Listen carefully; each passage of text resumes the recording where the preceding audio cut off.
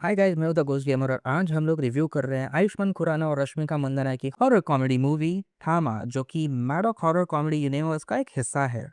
कहानी शुरू होती है आलोक गोयल से, जो एक पत्रकार है जिनका किरदार निभाया है आयुष्मान खुराना ने।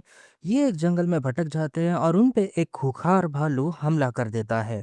यहाँ उसे एक रहस्यमयी लड़की तड़ाका, जिसका किरदार प्ले किया है रश्मिका मंदाना ने, वो उन्हें बचा लेती है, जो एक बेताल है। अब बेताल की बैक स्टोरी की अगर हम बात करें तो उनका जन्म जो है माँ काली के हाथों हुआ है और उनको एक डिवाइन क्रिएशन के तौर पे बताया गया है, ना कि वेस्टर्न सभ्यता के वैम्पायर्स की तरह जो काफ़ी नेगेटिव दिखाए जाते हैं। बेताल एक सख्त नियम का पालन करते हैं। इंसानों का खून नहीं पीना है, क्योंकि 1947 के पार्टीशन में इंसानों द्वारा की गई इतनी भीषण हिंसा देखकर उन्होंने मानव रक्त को जहरीला मान लिया था। लेकिन उनका जो पूर्व क्रूर सरदार है यक्षासन, जिनका रोल निभाया है नवाजुद्दीन सिद्दीकी ने, इस नियम के खिलाफ था और अब इस श्रापित गुफा में कैद है। अब तड़ाका आलोक के साथ दिल्ली आती है और दोनों को प्यार हो जाता है। आलोक के पिता को इससे जरा शक हो जाता है। एक रात कुछ गुंडे तड़ाका पर हमला कर देते हैं और उसे मजबूरी में बेताल शक्तियां दिखानी पड़ती हैं। ये घटना यक्षासन को आजाद करने के लिए पहली चिंगारी बन जाती है, क्योंकि अब तड़ाका को वापस जाना होगा आलोक की भलाई के लिए। बट होता यह है कि ट्विस्ट में आलोक एक एक्सीडेंट का शिकार हो जाते हैं और मर जाते हैं। आलोक की जान बचाने के लिए तड़ाका उन्हें काट लेती है और उन्हें भी अपनी तरह एक बेताल बना देती है। जैसे ही तड़ाका आलोक को काट लेती है, अनजाने में यक्षासन को कैद से छुड़ाने की एक शर्त पूरी हो जाती है। यहाँ कहानी का सबसे बड़ा मोड़ आ जाता है। आलोक के पिता जरा ही खुश नहीं है ये जानकर कि आलोक अब एक बेताल बन चुका है, और किस वजह से वो एक झाड़ फूक करने वाले के पास उसे ले जाते हैं, जिनका किरदार है हैंड ऑफ गॉड, जो प्ले किया है सत्य प्रकाश ने। अब इसके पास जाते ही उनकी मुलाकात हो जाती है जनार्दन से, या फिर जना, जो कैरेक्टर हर एक मैडॉक यूनिवर्स के मूवी में है। यहाँ एक स्वीट सा मोमेंट भी आ जाता है जहाँ जना आलोक को बिट्टू बुला देता है। जना यहाँ चाहता है कि हैंड ऑफ गॉड उसके दोस्त की मदद करे, क्योंकि सरकटे से लड़ने के बाद उसका दोस्त अपनी पूरी शक्तियों का इस्तेमाल नहीं कर पा रहा है। वो ना तो पूरी तरीके से भेड़िया बन पा रहा है, ना पूरी तरीके से इंसान। प्रभाकर उसे ये बताते हैं कि एक बेताल का खूनी है जो भेड़िए को सुपर भेड़िया बना देगा, पर ये बेताल कहाँ मिलेगा ये नहीं पता। यहाँ हमें केमियो फाइट में बेताल वर्सेस भेड़िया देखने मिलता है। इस फाइट से पहले भास्कर आलोक का एक कतरा खून पीकर सुपर भेड़िया बन जाता है, और अब उसे आलोक का सारा खून चाहिए और शक्तिशाली होने के लिए। उधर नियम तोड़ने के जुर्म में तड़ाका को सारे बेताल कैद कर लेते हैं, जिसके बाद आलोक बेतालों के लोक में जाकर यक्षासन से महायुद्ध करता है। यक्षासन आलोक को बुरी तरीके से हरा देता है और उसे मार डालता है। लेकिन एक चमत्कारी ट्विस्ट यहाँ आ जाता है। बेतालों की जो देवी है वो आलोक को शक्ति प्रदान करती है, जिसके कारण आलोक का दिल फिर धड़कने लगता है और वो पुनर्जीवित हो जाता है। और देवी की इन दी गई शक्तियों के साथ वो यक्षासन को हरा देता है और उनका बन जाता है नया थामा। चलिए अब रिव्यू की बात करते हैं।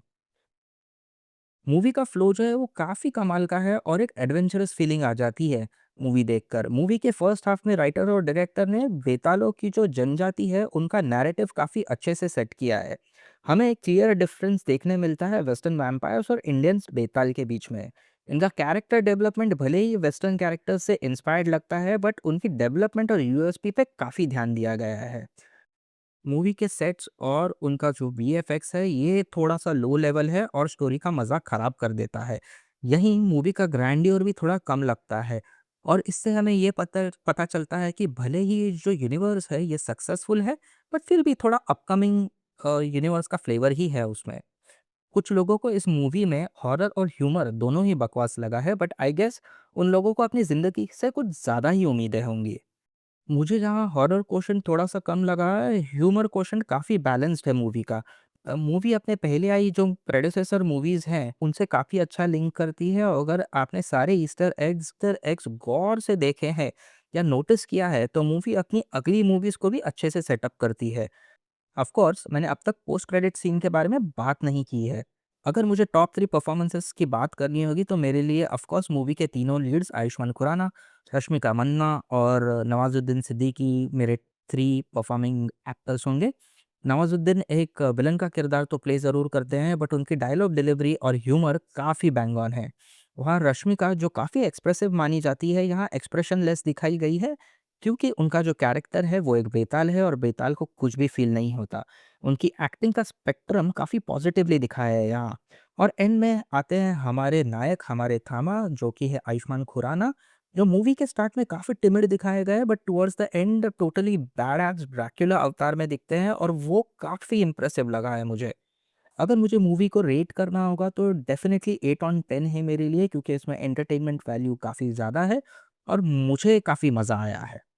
चलिए अब बात करते हैं मूवी के पोस्ट क्रेडिट सीन की, जहाँ हम देखते हैं कि स्त्री 2 का जो महाखलनायक है सरकटा, वो नष्ट नहीं हुआ है, बल्कि वो अपने नए अवतार में आके यक्षासन को यहाँ से रिहा कर ले जाता है।